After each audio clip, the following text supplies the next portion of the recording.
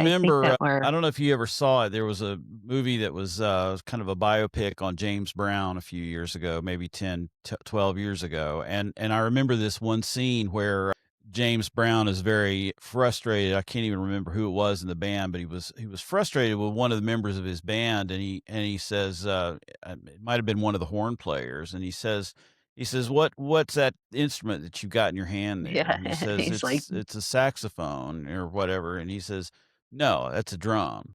"It's a drum." Yeah. And then he goes around all of the band, all of the members of the band. We're playing things that are not drums, technically. Mhm, We mhm, know they're horns or saxophones, they're trumpets, etc. What is that? It's a mhm, drum. mhm, What's that? It's a drum, Mr. Brown. And mhm, it's this powerful scene where you realize that his whole musical vision was around rhythm. mhm, It's got a harmonic element to it, but it's all about where those beats land and how all that works together in a band. The drummer, of course, is the most the player that is the easiest to identify in that role, mhm, but mhm, everybody and what I love hearing you say is that, we've got a drum here. We've got mhm, drums.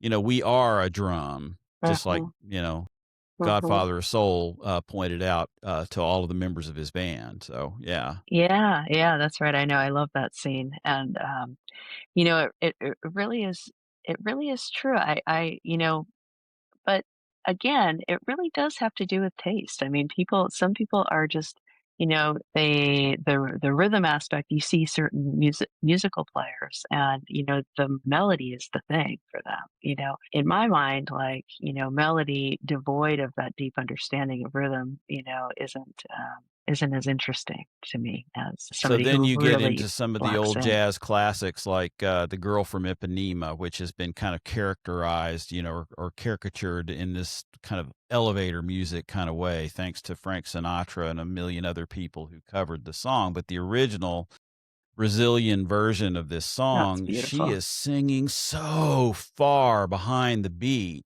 Mhm, It's like you almost talk about lending it authority and mhm, sensuality just by holding it back.